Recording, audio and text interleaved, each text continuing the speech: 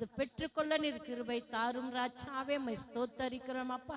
இதோ பேச போகின்ற ஒரு பிள்ளையை நீர் பலப்படுத்தி திடப்படுத்தும் அப்பா. பேசுகின்ற ஒவ்வொரு வார்த்தை எங்களுக்கு ஆசீர்வாதமா இருக்க நீர் கிருபை தாரும் தகப்பனே. அப்பா உமக்கு ஒருவருக்கே துதிகன மகிமை ஏறெடுக்கிறேன். இயேசு கிறிஸ்து நாமத்தினால் கேட்கிறேன் நல்ல பிதாவே, ஆமென்.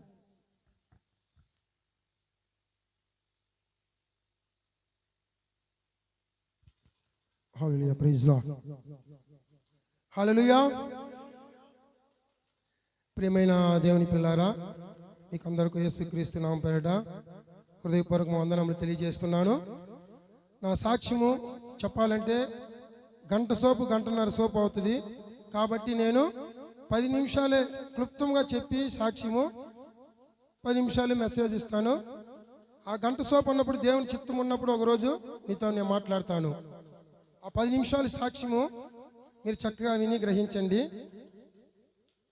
ఈ లోకములో ఉన్నప్పుడు నా యవ్వన కాలములో పాపము శాపము ఈ రెండు నేను సంపాదించుకున్నాను. ఏమి సంపాదించుకున్నాను?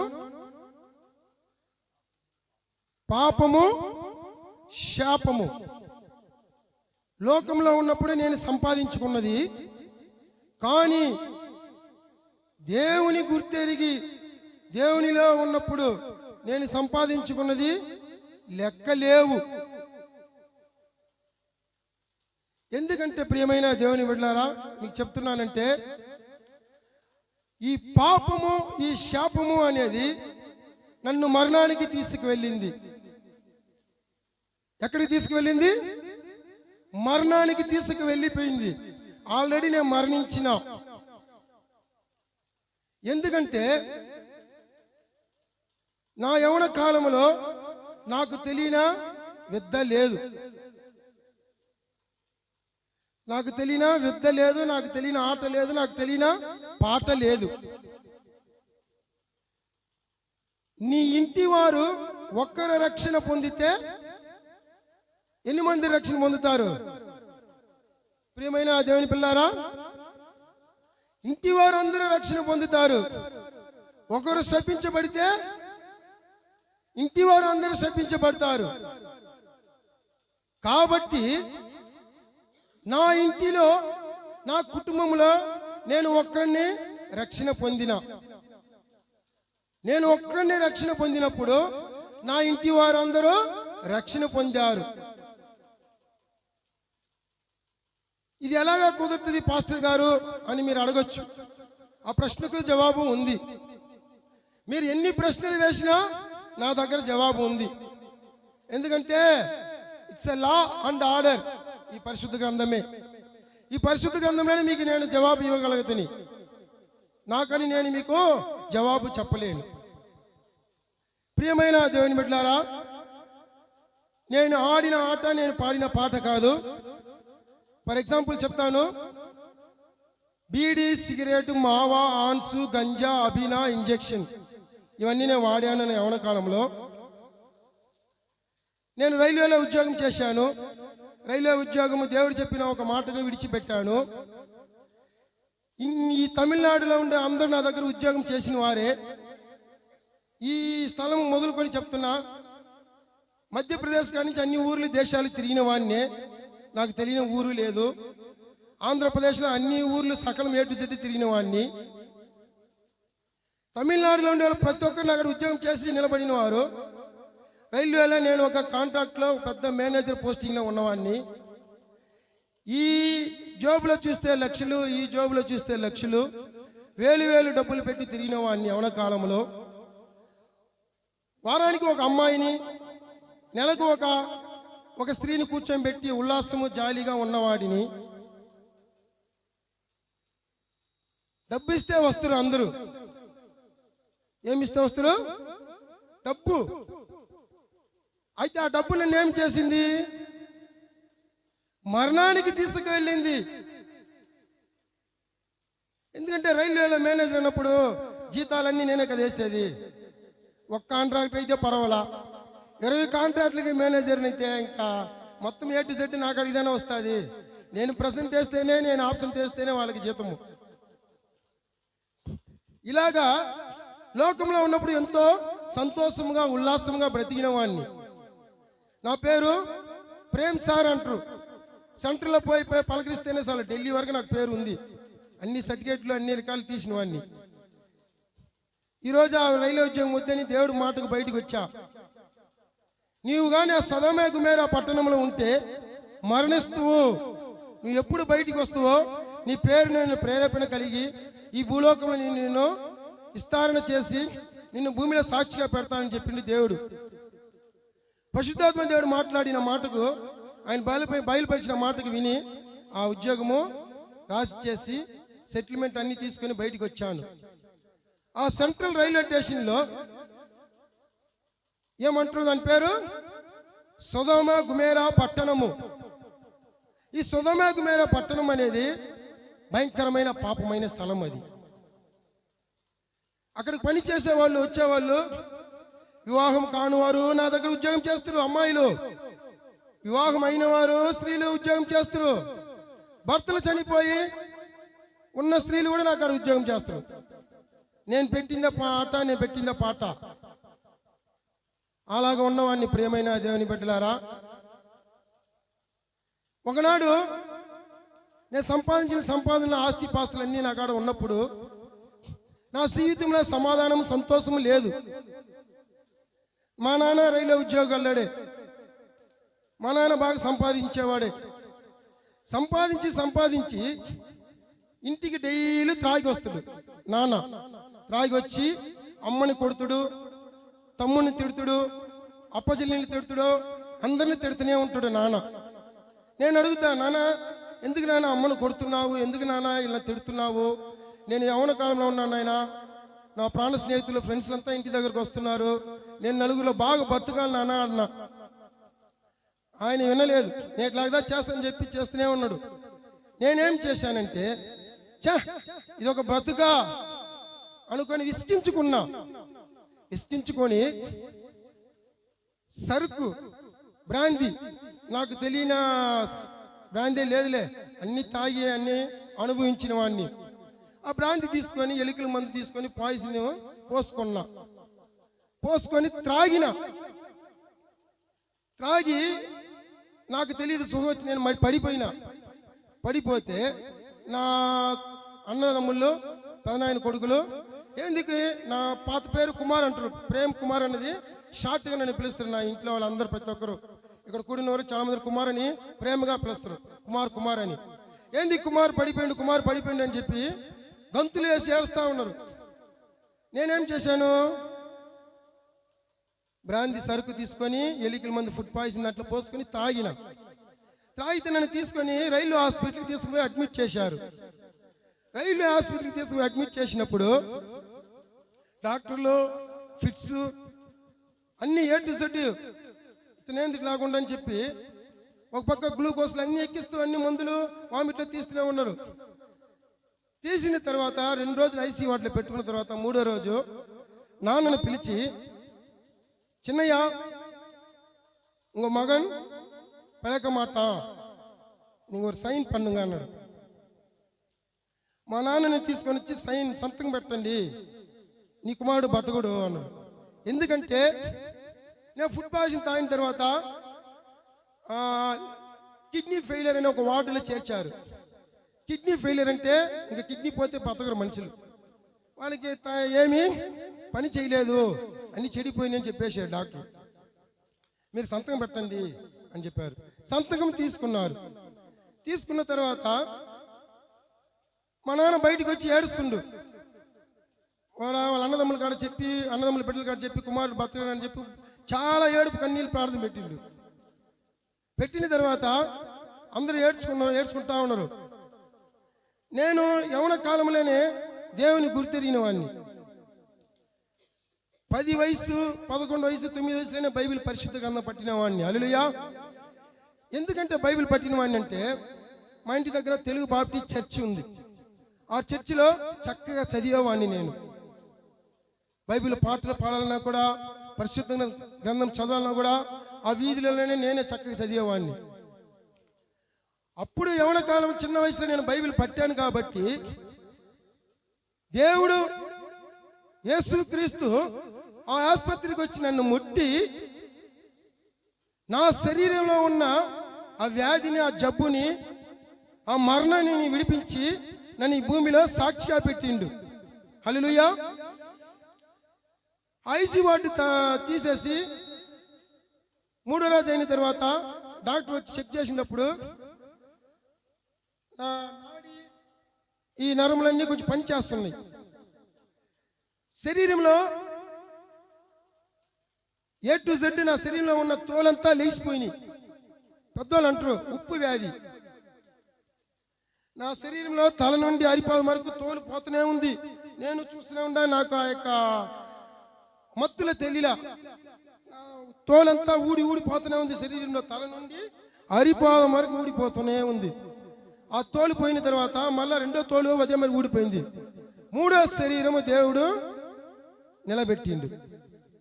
డాక్టర్ ఆశ్చర్యపోయారు. ఇలాంటి మరణం నుండి ఎట్ట జీవం ఇతను కలిగిందని చెప్పి డాక్టర్లు ఆశ్చర్యపడి మళ్ళా స్కాను, ఎండోస్కోప్ ఏమేమో ఎత్తి మళ్ళా టెస్ట్ చేసినాక 15 రోజులు నన్ను వార్డులో ఉంచారు. ఉమ్మిలే అన్నారు, గాడ్ ఇస్ గ్రేట్ అన్నారు. అంతే, ఒక మాట అన్నారు అంతే. ప్రియమైన దేవుని బిడ్డలారా, ఎందుకు దేవుడు నన్ను ఈ భూమిలో నిలబెట్టారంటే యేసుక్రీస్తుకు తెలుసు. అప్పుడు లోకంలో సంపాదించింది నేను ఏమేమి? పాపము, శాపము. ఈ పాపము, శాపము సంపాదించిన తర్వాత నాకేం సంభవించింది?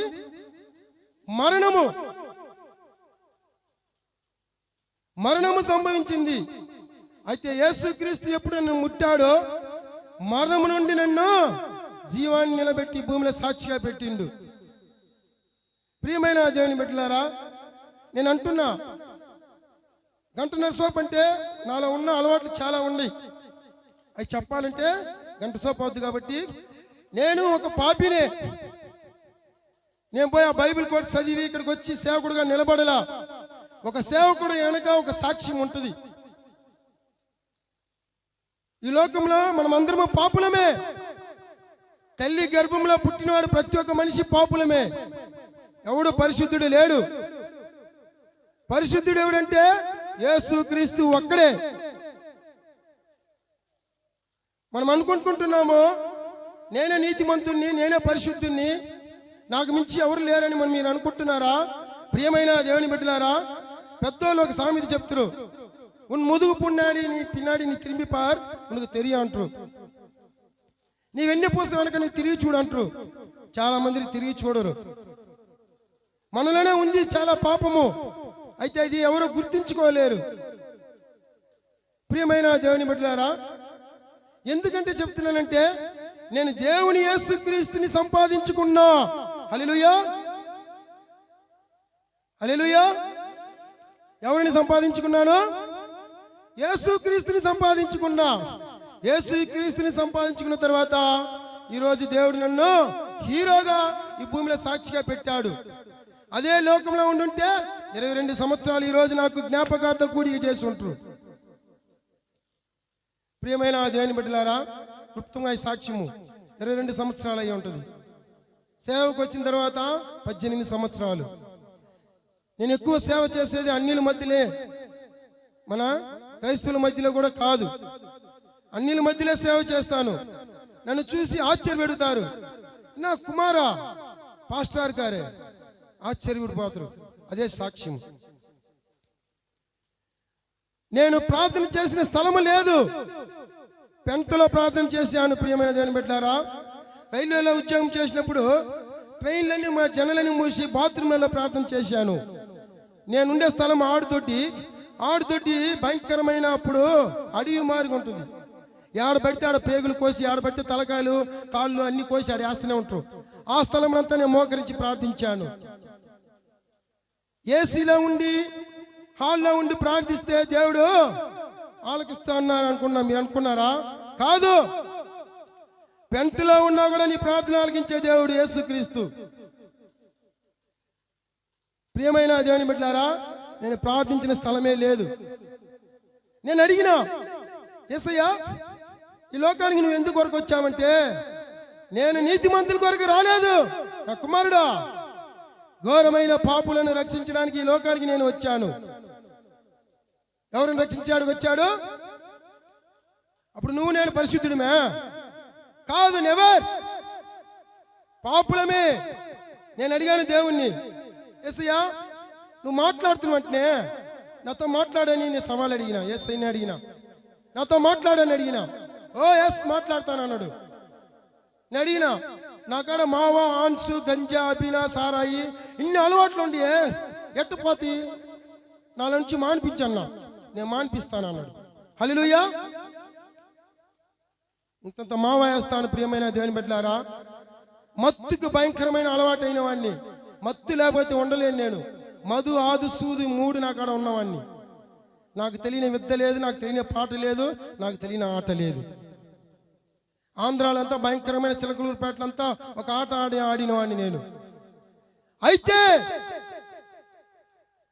ఏ ముత్యాలు, ఏ వైరుధ్యాలు, ఏ డబ్బు, ఏ బంగ్లా, ఏ ఆస్తో, నా సొంత పుట్టినవారు, నా తోడ పుట్టినవారు, నా అప్ప చెల్లెల అన్నదమ్ములు, నా తల్లిదండ్రులు నన్ను కాపాడలేదు. ప్రియమైన దేవుని బిడ్డలారా, నా యేసుక్రీస్తు నన్ను కాపాడినాడు. నా యవ్వన కాలంలో 8-9 వయసులో నేను బైబిల్ పట్టిన వాడిని కనుక ఇతడు నాకు ప్రయోజనకరంగా ఉంటాడు అని తల్లి గర్భంలోనే నన్ను సృష్టించిన వాడు కనుక ఆయనకు తెలుసు. ముత్యాలు, వైరుధ్యాలు, డబ్బు, ఆస్తి నన్ను ఎవరో కాపాడలేదు. మీరు అనుకుంటున్నారా డబ్బు ఉంటే నన్ను కాపాడుతుంది మనిషినే? వ్యర్థమే. నాకాడ ఉన్నాయి అప్పుడు డబ్బులు, బంగారం ఉన్నది, ముత్యాలు ఉన్నాయి, లక్షలు పెట్టి తిరిగిన వాడిని. చనిపోయే టైంలో ఎవరు నన్ను కాపాడలా. డాక్టర్ కూడా చెయ్యి విడిచారు. ప్రియమైన దేవుని బిడ్డలారా, మా నాన్న దగ్గర సంతకం తీసుకునేసి అయిపోయింది. అయితే ఆకాశం నుండి కన్నులెత్తి నా దేవుడు యేసయ్య నన్ను చూసి అయితే ఏడ్చుకున్నా. పడకలేనే నేను కన్నీరు విడిచిన. మా అమ్మని కొడుతున్నాడు, మా ఇంట్లో నిమ్మతి లేదు, సమాధానం లేదు, శాంతి లేదు, నేను కూడా బ్రతికేనా అని చెప్పి చనిపోవాలని సూసైడ్ చేసుకున్నా. ఇది బ్రతుకు కాదు నా కుమారుడా అని చెప్పి యేసుక్రీస్తు మాట్లాడిన ఒక్కొక్క మాట అని చెప్పి, ముట్టి భూమిలో నిన్ను వెలుగుగా సాక్షిగా పెడతా అన్నాడు. సాక్షిగా పెట్టిండు. హల్లెలూయా. ప్రియమైన దేవుని బిడ్డలారా, ఒక విషయం మీ దగ్గర చెప్తా. మీరు అనుకుంటారు పాస్టర్ గారు నేను మెద్దలు, మేడలు, బండులు, ఆస్తులు, కార్లు సంపాదించుకున్నాను, ఇవన్నీ పనికి వస్తాయి అంటారు. అయ్యేవి పనికి రావు. నేనే సంపాదించిన, నా దగ్గర ఏమీ లేదు. పాపము, శాపము సంపాదించుకున్న లోకంలో బ్రతికినప్పుడు. కానీ ఇవి రెండు నన్ను మరణానికి తీసుకుపోయింది. అయితే యేసుక్రీస్తుని సంపాదించుకొని చూడండి ప్రియమైన దేవుని బిడ్డలారా, ఈ లోకంలో మిమ్మల్ని ఎక్కడికి పెడతాడంటే ఉన్నతమైన స్థలములో తలగా పెడతాడు. ఈరోజు నన్ను ఎక్కడెక్కడికి తీసుకుపోతున్నానంటే యేసుక్రీస్తుకు తెలుసు. ఎమ్మెల్యే, ఎంపీ, కలెక్టర్ అంత దగ్గర పోయి ప్రార్థన చేస్తున్నాను. అందరూ ఆహ్వానిస్తారు. 15 సంవత్సరాలు విసిగించుకున్నా. ఆఖరికి అందరు చేయి విడిచారు. ఎవరు నన్ను కాపాడలే, ఎవరు నాకు 10 రూపాయలు చెలవు చేయలే. నేను ఆఖరికి నా తోడబుట్టిన అక్క దగ్గరికి పోయి అడిగాను, మామ దగ్గర అడిగాను, నేను ఈ బ్రతుకు నేను చనిపోతానని చెప్పిన. వాళ్ళు ఒక మాట అన్నారు, ఎందుకు రా నువ్వు చనిపోతావు, రా నేను చూపిస్తానని చెప్పి ఒక మంచి దారికి నన్ను తీసుకువెళ్ళాడు. తీసుకువెళ్ళి ఎందుకు ఇలాగుంటావు నువ్వు అని చెప్పి, నాకు ఒక మేనమామ ఉన్నాడు, ఆయన ఆత్మీయ తండ్రి, ఆయన పేరు ఏకే పాల్. నన్ను ఆత్మీయ జీవితంలో పెంచాడు. పెంచిన తర్వాత బైబిల్ కాలేజీలో తీసుకుపోయి చేర్చాడు. బైబిల్ కాలేజీలో 3 సంవత్సరాలు చదివినాను. డిటిహెచ్ ముగించాను, బీటీహెచ్ ముగించాను, రెవరెంట్ ముగించాను, అన్ని పాస్టర్ ఆర్డినేషన్ ముగించాను. ప్రియమైన దేవుని బిడ్డలారా, ఆత్మీయ జీవితంలో పెంచాడు అతను. ఎందుకంటే చెప్తున్నానంటే, ఒకడు సేవకుడు అవుతున్నట్టు తన వెనక సాక్ష్యం ఉంటుంది. అప్పుడు లోకంలో ఉన్నప్పుడు నేను ఎలాగున్నానో, పాపంలో ఉండి శాపం నుండి విడిపించి, మరణం నుండి విడిపించి దేవుడి భూమి నన్ను సాక్షిగా పెట్టిండు. ఇప్పుడు దేవునిలో ఉన్నప్పుడు ఎలాగుంటున్నాడో మీకు అందరికీ దేవుడు పరిశుద్ధాత్మ దేవుడు మాట్లాడబోతున్నాడు. ప్రియమైన దేవుని బిడ్డలారా, ఈ సాక్ష్యం ముగిస్తున్నాను. సమయం ఉన్నప్పుడు ఇంకొక రోజు గంట సేపు మీతో నేను పంచుకుంటాను సాక్ష్యము. పరిశుద్ధ గ్రంథం నుండి దావీదు రాసిన కీర్తన గ్రంథము 51వ అధ్యాయము మొదటి నుండి కొన్ని వచనాలు చదువుకుందాము.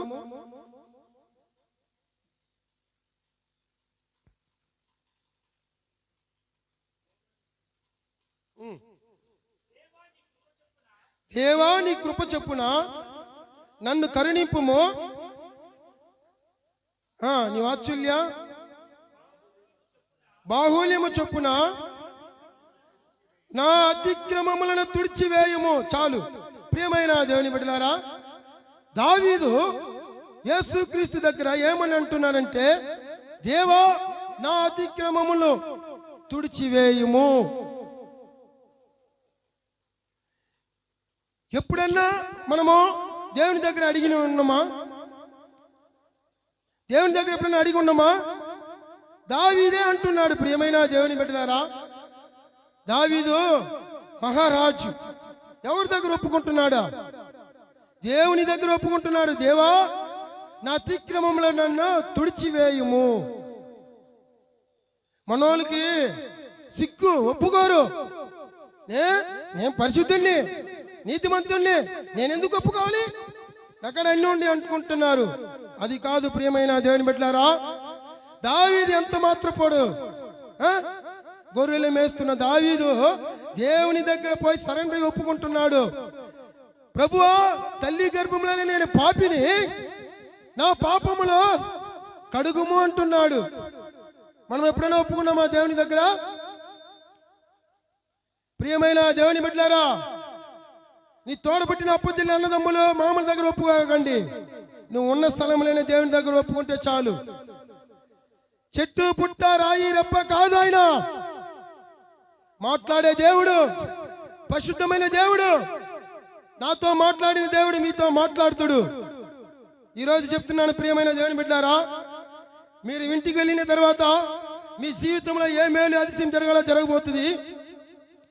పరిశుద్ధాత్మ దేవుడు మాట్లాడుతున్నాడు. వచ్చిన హృదయ వాంఛలను నేను నెరవేరుస్తానని చెప్తున్నాడు. ప్రియమైన దేవుని బిడ్డలారా, ఇవన్నీ ఎప్పుడు మనం దేవుని దగ్గర సరెండర్ అయ్యి ఒప్పుకుంటామో, ఆయన దృష్టికి మనం ఎలాగ ఉంటామో ఆయన ఈ భూలోకంలో నిలబెట్టబోతున్నాడు. కింద వచనం చదువుకుందాం. 2వ వచనం చదువుకుందాం.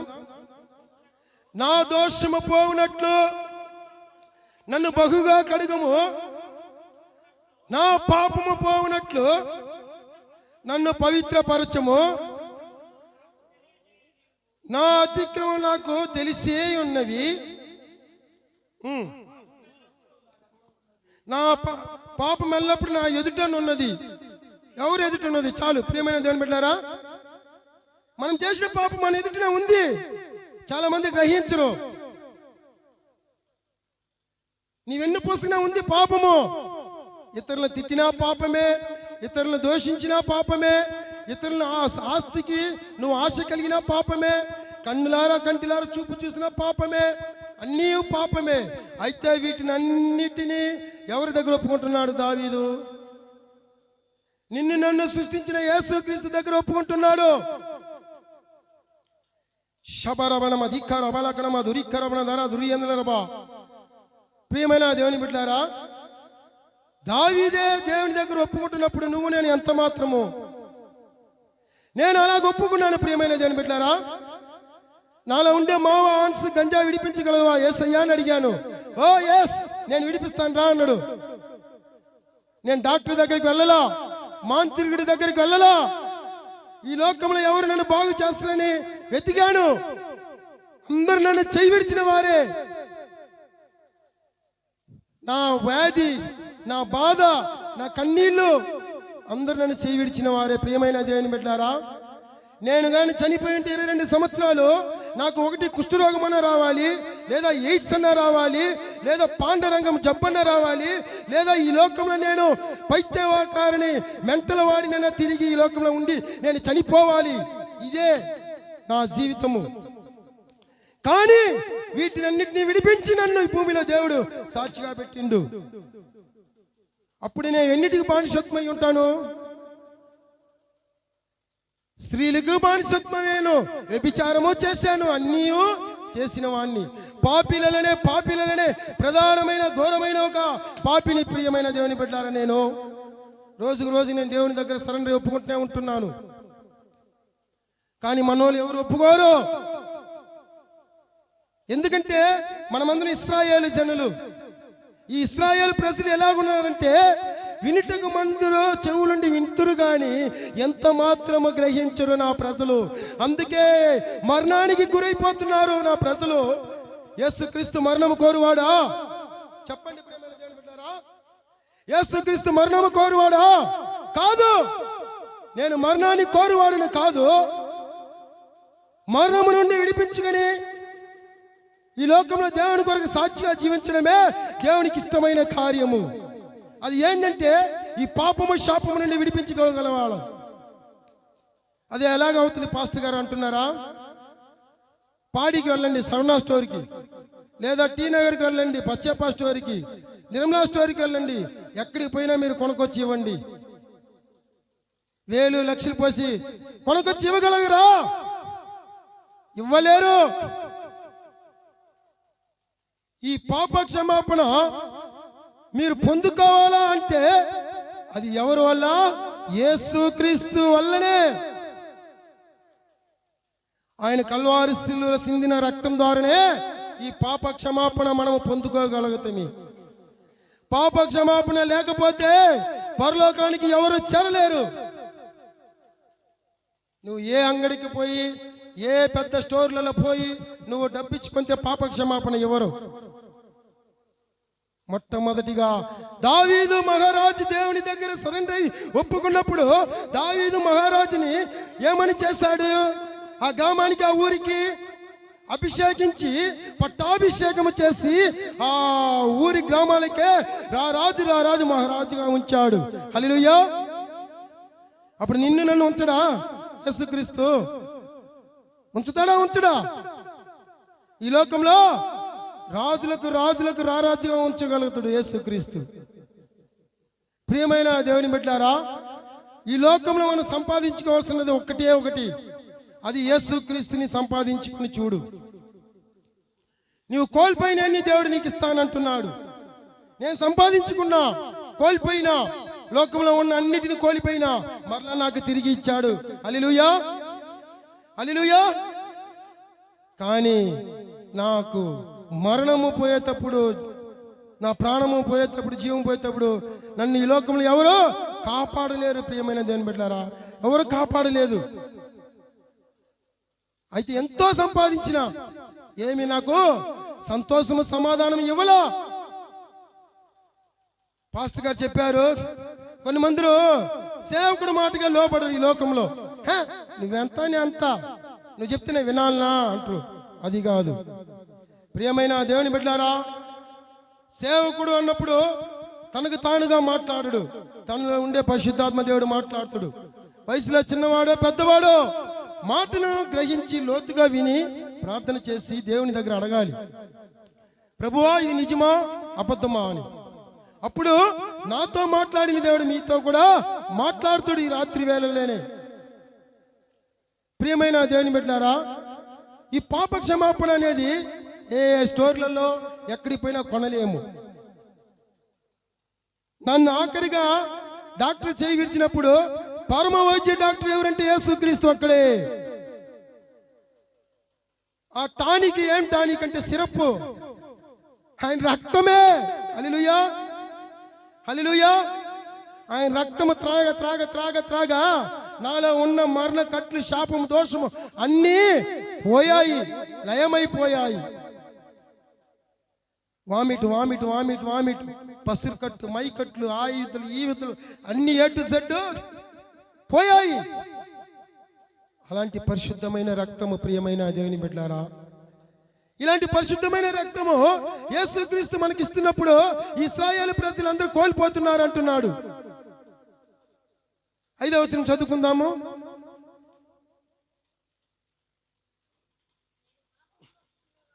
నేను పాపములో పుట్టిన వాడును, పాపములనే నా తల్లి నన్ను గర్భమున ధరించెను. ఆకాశం నుండి వచ్చినమా మనం ఆకాశం నుండి వచ్చినమా? తల్లి గర్భములో వచ్చిన వారిని మనము. అప్పుడు దావీదు ఎక్కడి నుంచి వచ్చాడు? తల్లి గర్భంలోనే వచ్చాడు. వచ్చి దేవుని దగ్గర సరెండర్ ఒప్పుకుంటున్నాడు. ఏమని? నేను పాపములో పుట్టిన వాడిని, పాపములోనే నా తల్లి నన్ను గర్భమున ధరించెను. మనం ఒప్పుకోము, సిగ్గు మనోళ్ళకి. తింటే మాట్లాడే వరకు పోదంట మనోళ్ళకి మంపు. ప్రియమైన దేవుని బిడ్డలారా, ఏది నీ జాగ్రత్త? ఏది నీ మెలకువ? ఎప్పుడు నువ్వు దేవుని దగ్గరికి చేరుతావు? కాలు చేయ వంకరైనాక, కంటి చూపు పోయినాక, లేదా యాక్సిడెంట్ విరిగిన తర్వాత దేవుడా దేవుడా దేవుడా అంటువా? అది కాదు నీ బ్రతుకు. నీకు కాలు చేయులు బాగానే ఇచ్చాడు, జీవంతోనే ఉన్నావు. ఉన్నప్పుడే నువ్వు దేవుని యేసుక్రీస్తుని ఎత్తుకో. అప్పుడే దేవుడు నీకు కావాల్సిన అన్నిటినీ ఇస్తానంటున్నాడు. God is the gift, you want the free, you have the receive me. చాలా మంది కోల్పోతున్నారు. ఆయన ఇచ్చే బహుమానము ఉచితముగా ఇస్తున్నాడు, మనోళ్ళు పొందుకొని అంటున్నారు. నేను పొందుకున్నాను. ప్రియమైన దేవుని బిడ్డలారా, ఒక్క మాట చెప్తున్నాడు, నా నామం ద్వారా నువ్వు ఏదడిగితేనే ఇస్తానన్నాను. నేను మోకరించి అడిగాను, నా చెడ్డ అలవాట్లు, నా తలంపులు అన్నిటిని విడిపిస్తావా? ఓ ఎస్ విడిపిస్తానన్నాడు. ఆయన రక్తం ద్వారా కడిగిండు, పరిశుభ్రపరిచిండు, ఈ భూమిలో వెలుగుగా సాక్షిగా నిలబెట్టిండు. హల్లెలూయా. ప్రియమైన దేవుని బిడ్డలారా, ఇలాంటి గొప్ప దేవుడు యేసుక్రీస్తు మనకు తోడై ఉండగా ఎందుకు దిగులు, బాధ, చింత, వ్యసనము? మీ బిడ్డల జీవితాల్లో ఏం చేయాలో దేవుడికి తెలుసు. ఆయనగా తెలుసు. నన్ను నమ్మి వచ్చిన బిడ్డలు నేను చెయ్యి విడవను అంటున్నాడు. చెయ్యి పట్టి నడిపించే దేవుడు. మనమన్నా తిని తిని గాఢ నిద్రపోతున్నాము, కానీ యేసుక్రీస్తు మన కొరకు నిద్రపోయేది లేదు. ప్రియమైన దేవుని బిడ్డలారా, ఆయన కుణుకుడు, నిద్రపోడు. ఆకాశం నుండి కళ్ళెత్తి తిరిగి చూస్తూనే ఉన్నాడు. నన్ను నమ్మిన బిడ్డలోనే ఎన్నటినీ చెయ్యి విడవుడు. ప్రియమైన దేవుని బిడ్డలారా, మీరు ఇంటికి వెళ్ళిన తర్వాత మీకు కావాల్సిన అతిశయకారం, అద్భుతకారం దేవుడు చేయబోతున్నాడు. శబరబణం అధికారబణం దురికరబణ రబా. 7వ వచనం చదువుకుందాము.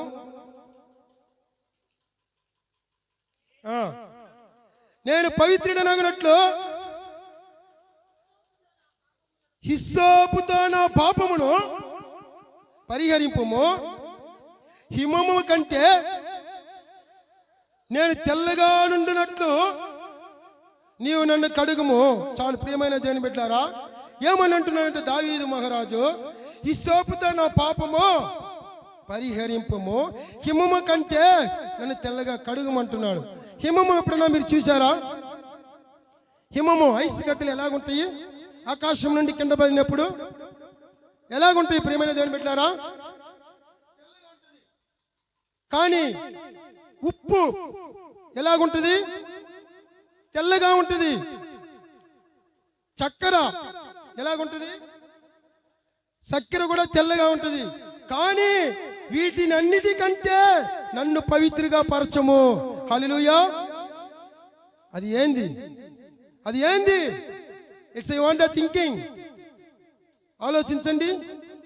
వీటినన్నిటికంటే నన్ను పవిత్రగా పరచము అని దావీదు మహారాజు యేసుక్రీస్తు దగ్గర సరెండర్ ఒప్పుకున్నప్పుడు, ఓ రైట్ నేను కడుగుతానని చెప్పి వీటిని అన్నిటికంటే పవిత్రమైన ఆయన రక్తం ద్వారా కడగబడేను. హల్లెలూయా, హల్లెలూయా. ఆయన రక్తం ద్వారా కడగబడి దావీదు ఆ ఊరికే మహారాజుగా చేసి పట్టాభిషేకం చేసి సేవకుడుగా నిలబెట్టిండు. అయితే దావీదు అంటున్నాడు, యేసయ్యా నువ్వు బలులు కోరువాడు అయితే నేను బలులు అర్పించదను. అయితే నువ్వు బలులు కోరువాడు కాదు. నీకు కావాల్సినది నాకు తెలుసు.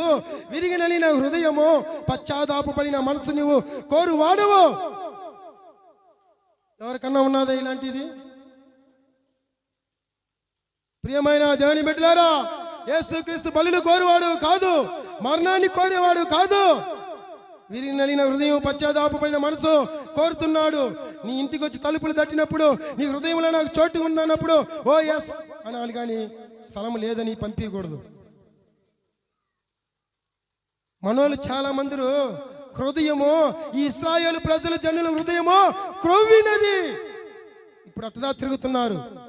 ఈ క్రొవ్వును కరగదీయాలంటే అది ఎవరంటే యేసుక్రీస్తు రక్తం ద్వారా కడగబడుతుంది.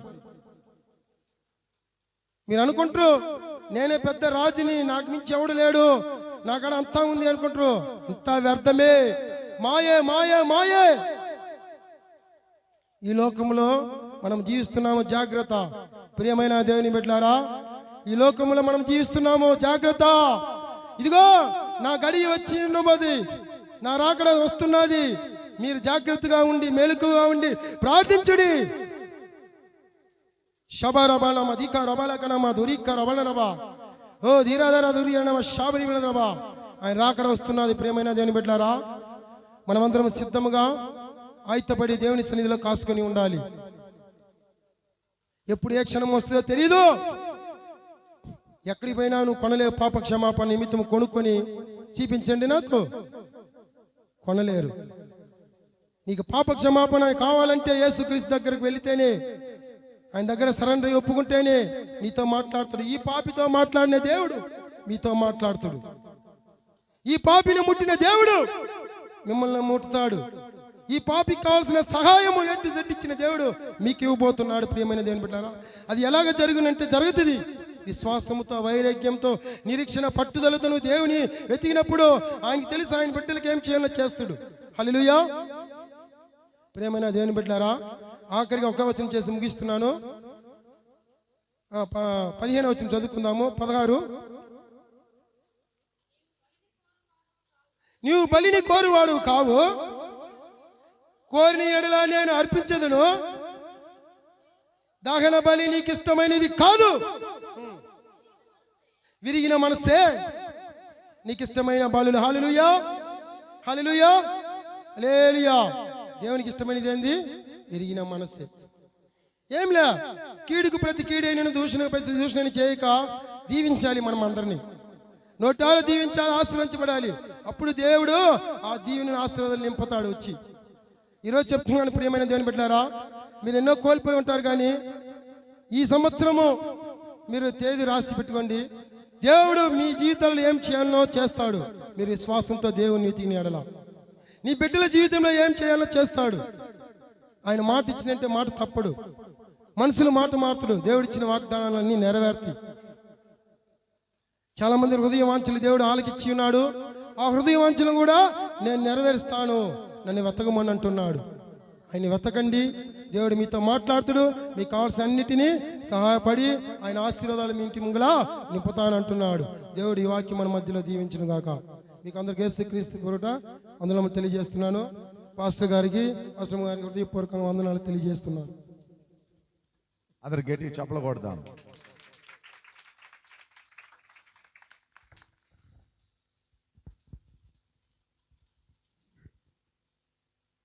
అద్భుతమైన సాక్ష్యాన్ని విన్నాము.